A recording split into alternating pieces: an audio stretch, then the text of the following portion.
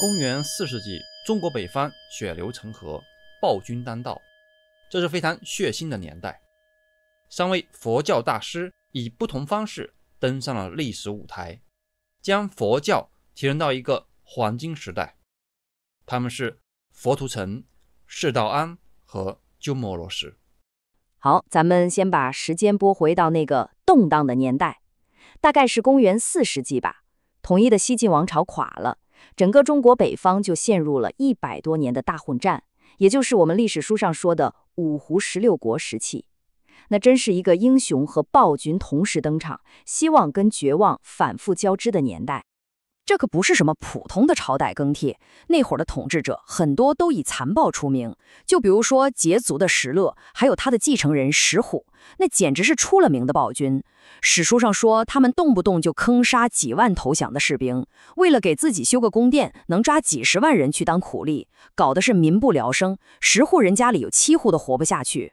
可以說當時的北方大地到處都彌漫着恐懼。所以問題就來了，石勒、石虎他們是羯族人，在傳統的儒家文化看來，他們是胡人，是外來者。那你一個外來者，憑什麼來統治我們中原呢？所以他們面臨一個非常嚴重的合法性危機。他們急需一套新的理論，一個新的故事，來向天下人證明我當這個皇帝是天經地義的。就在這個時候，一個關鍵人物登場了，他就是從西域來的高僧佛圖澄。他來到當時石勒建立的後赵，而且他心裡已經有了一套非常獨特的計劃，目標直指這些最不好惹的統治者。佛图澄這個人呢，可以說非常聰明，他太懂人性了。他知道你跟石勒這種在刀口上舔血的梟雄講什麼高深的佛法哲理，那是對牛彈琴，人家根本不聽。這些人只信一樣東西，就是力量。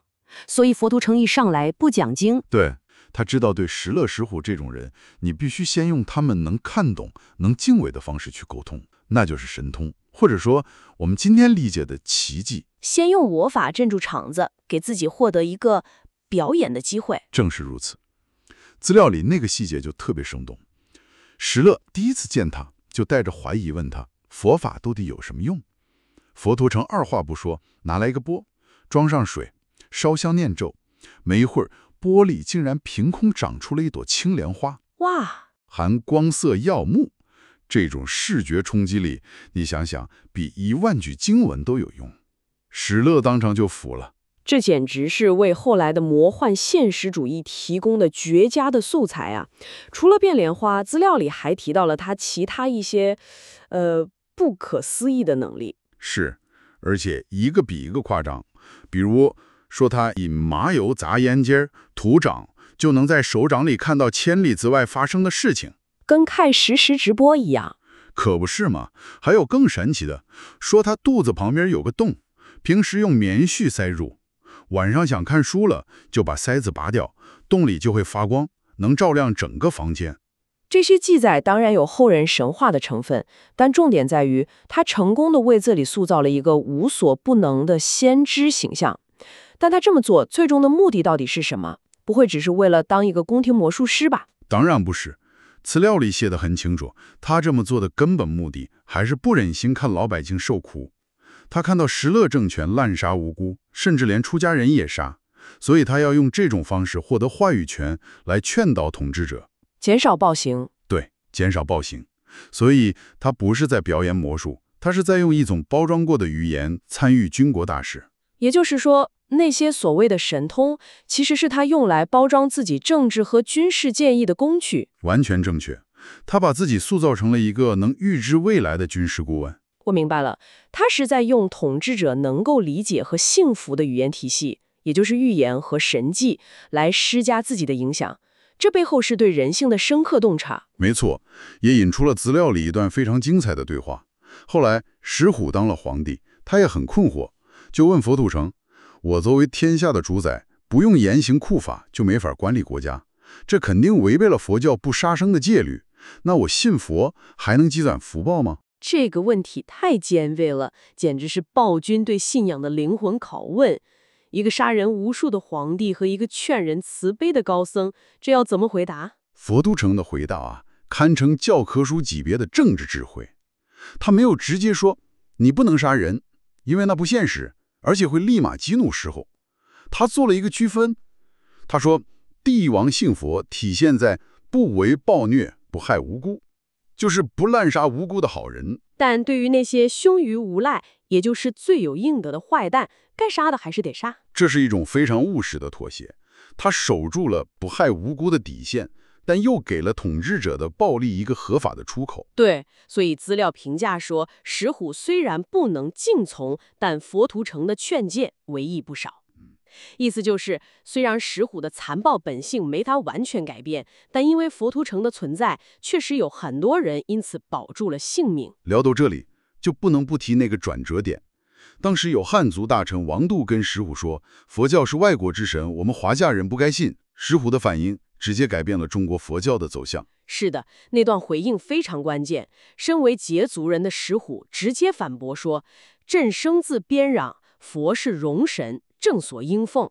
意思就是我本來就是戎人，古代對北方少數民族的稱呼嘛，信奉我們戎人自己的神，這再正常不過了。這不僅僅是為信佛找個理由，這是一種極其高明的政治柔術啊！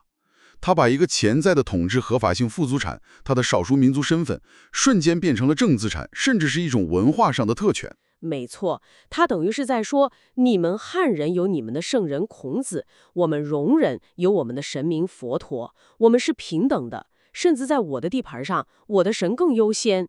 這背後是一種深刻的文化自覺和政治博弈。借着這個由頭，他頒布了一道歷史性的詔令，正式允許所有百姓，無論民族，都可以出家信佛。這扇大門一開，佛教在民間傳播的障礙就被徹底掃清了。所以，佛圖澄用他個人的神通和政治手腕，可以說是為佛教硬生生砸開了一扇門。但這種模式高度依賴他個人，是無法複製的。他去世之後，後趙很快也滅亡了。那麼，佛教是如何避免人亡政息的命運，真正制度化、體系化的發展下去的呢？這個問題正好就引出了我們今天的主角之二——佛图澄的弟子释道安。如果說佛图澄是那個開疆拓土的將軍，那道安就是那個建章立制的宰相。資料提到他出身家世英儒，也就是書香門第，這點對他後來的事業影響巨大。哦，他和老師的風格看起來完全不同，天壤之別。佛图澄靠的是術治，而道安靠的是學問。他把儒家那套嚴謹的治學方法和組織能力完整地帶進了當時還很鬆散的佛教社群。資料裡總結了他做的3件大事，可以說徹底重塑了中國僧侶群體的面貌。那您能给我們一件一件拆開來講講嗎？第一件，統一僧人的姓氏。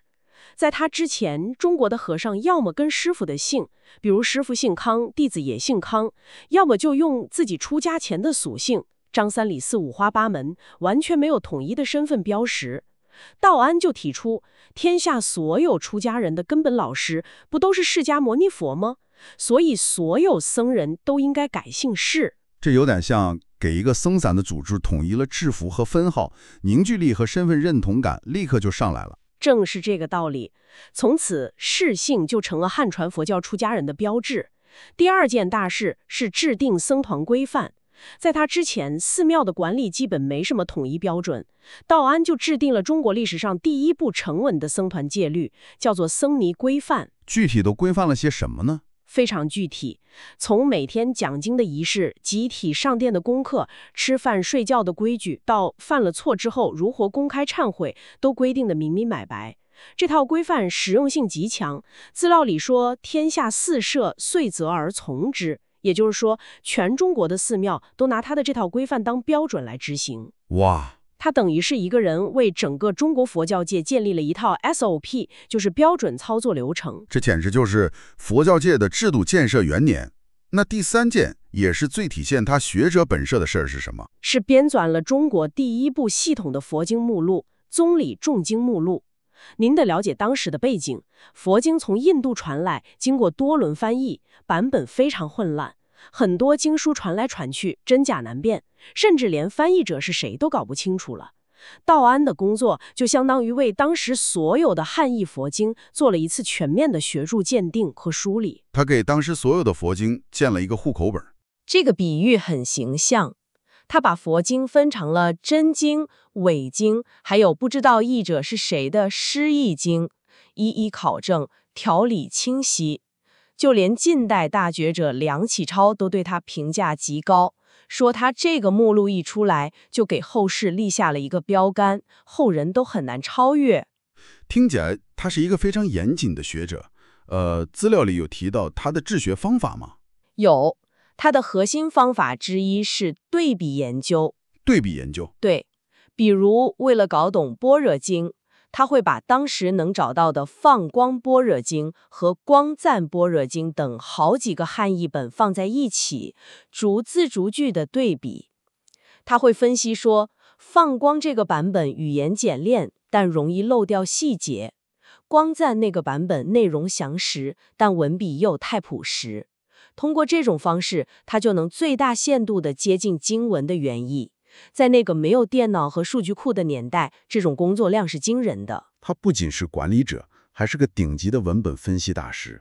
佛图澄打開了局面，道安建立了框架，師楚二人為佛教在中國的發展打下了硬件和軟件的基礎。但一個思想體系的真正本土化，核心還是思想本身的融合。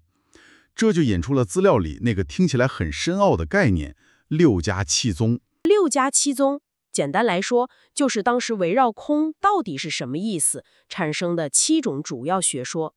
他們爭論的核心其實就一個問題：空到底是什麼？這個聽起來有點抽象，能具體講講當時影響最大的幾派是怎麼想的嗎？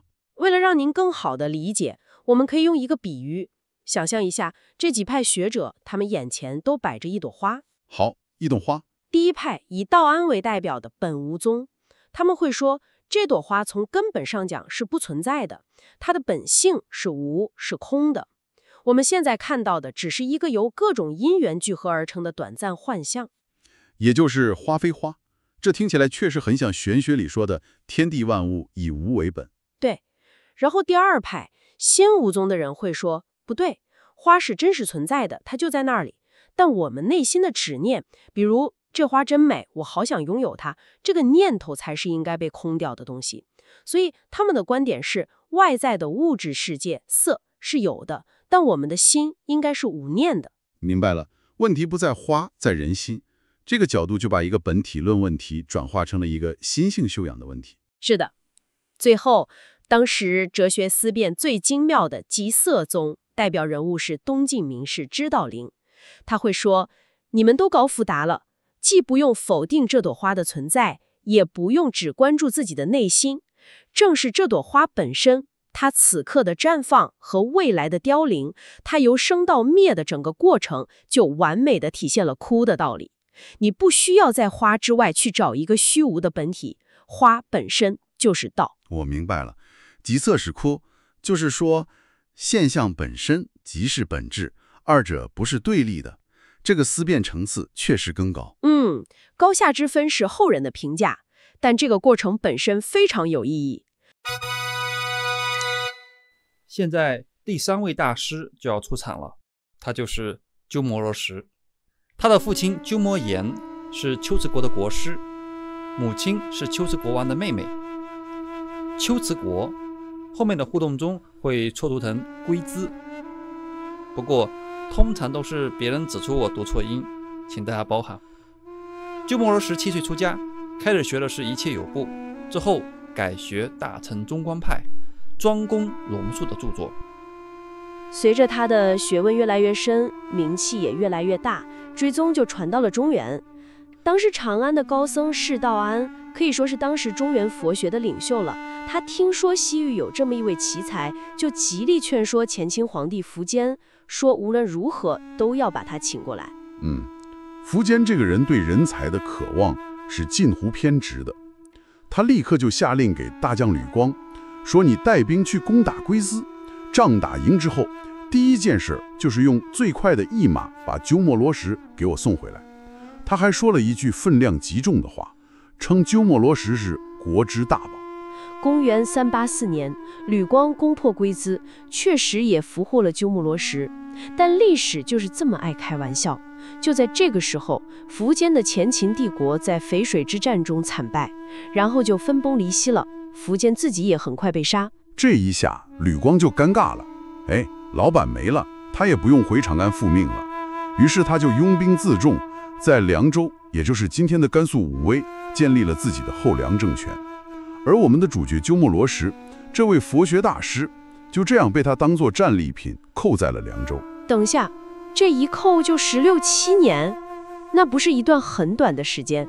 他當時正是一個學者思想最成熟的黄金時期，30多歲到50歲，結果被一個軍閥扣着，這對他來說會不會是一種巨大的治理浪費？哎，很多人都這麼想，但你換個角度看，這17年可能恰恰是他能成就偉業的關鍵沉澱期。你想想，當時的長安是一個巨大的政治漩渦，如果他早到了，很可能就被捲入各種紛爭，身不由己了。但在涼州，他雖然失去了部分自由，卻也得到了一個相對超然的旁觀者身份。而且更重要的是，他有了充足的時間去打磨他的另一項核心技能——漢語。完全正確。這17年讓他有機會真正沉浸下來，把漢語從一門外語徹底內化成了自己的思想工具。他不僅學會了說，還深度理解了漢語的文化韻味和哲學背景。這為他後來翻譯時那種信達雅的風格打下了最堅實的基礎。而且他在涼州也並非無所事事，他被迫給呂光當軍政顧問，甚至有點像個預言家。他就是用這種方式在亂世中生存了下來，同時也在觀察和學習。這漫長的等待終於在公元401年結束了。後秦的皇帝姚興，一個同樣雄才大略的君主，派兵滅了後涼，終於把已經年近60的鳩摩羅什引進了長安。是的，姚興對他的禮遇比當年的苻堅火不知成奇。他直接尊奉鳩摩羅什為國師，並且為他啟動了一個史無前例的國家級項目，在逍遙園和草堂市這些地方組織了規模空前的儀仗。好的，這才是重頭戲。你資料裡反覆強調他的翻譯是一場革命，我們來具體拆解一下，這場革命到底新在哪裡？簡單來說，就是從死譯變成了活譯。我們前面提到，舊的翻譯追求字句對應，就像用機器翻譯一樣，結果是文章乾巴巴的，讀起來很拗口。而鳩摩羅什的風格是，他首先徹底吃透了經文的梵文原意，然後用最流暢、最優美的漢語把那個精髓給表達出來，甚至不惜刪減原文的繁瑣重複之處。所以可以這樣理解，在他之前，佛教對大多數中國學者來說，就像是一份寫滿了專業術語、翻譯的磕磕絆絆的外國技術手冊。而鳩摩羅什把它變成了一部能讓人沉浸其中、產生共鳴的文學巨著。這個比喻非常貼切，而且當時的翻譯現場場面極其壯觀，不是鳩摩羅什一個人在小黑屋裡埋頭苦幹，而是他高作法作口述譯文，下面坐着幾百名當時最頂尖的學者，比如僧肇、僧叡這些人，負責記錄、整理、潤色。連皇帝姚興本人都經常手持舊的譯本，一邊聽鳩摩羅什的新譯，一邊進行對比考校。這哪裡是翻譯，這簡直就是一場持續了10多年的最高規格的現場學術研討會。正是如此，這套流程確保了翻譯的精準和優雅。所以，我們今天讀到的很多耳熟能詳的佛經，比如《金剛經》《法華經》《維摩詰經》，都是出自鳩摩羅什的譯本。更重要的是，他系統翻譯了龍樹菩薩的《眾論》《百論》《12門論》。這3部論著就是大乘空宗哲學的理論基石。這就意味着他不僅糾正了過去的錯漏，更是第一次系統的、清晰的把印度大乘佛教最核心的那個哲學體系完整的搬到了中國學者面前。中國人終於可以不再通過格義這種二手方式，而是直接閱讀第一手的高質量的思想原典了。對，這帶來的影響是顛覆性的。正是因為有了他這些文辭優美、義理通達的譯本，中國的僧人和學者們才真正有可能去玩味和頓悟其中的深意。這直接催生了後來系列中國本土佛教宗派的誕生，比如天台宗、三論宗，甚至包括後來的禪宗，他們的理論基礎都深深植根於鳩摩羅什的翻譯之中。所以他不僅是一個翻譯家，更是一個思想的賦能者。他用他那支生花妙筆，為佛教在中國從一種外來宗教轉變為深刻影響中國文化的思想體系鋪平了最關鍵的一段路。可以這麼說，他就是那個連接古代印度智慧與中華文明的最關鍵的一座橋樑。聊到最後，你可能會發現，鳩摩羅什留給後人的遠不止那些譯本，他的一生其實充滿了巨大的矛盾和痛苦。是的。他作為一代高僧，卻被帝王，先是呂光，後來又是姚興，強迫破戒娶妻生子，內心備受煎熬。他自己對此非常痛苦，曾對弟子們說出那句著名的話：譬如臭泥中生蓮花，但採蓮花誤取臭泥，只取蓮花不真污泥。這句話裡充滿了智慧，也充滿了深深的無奈。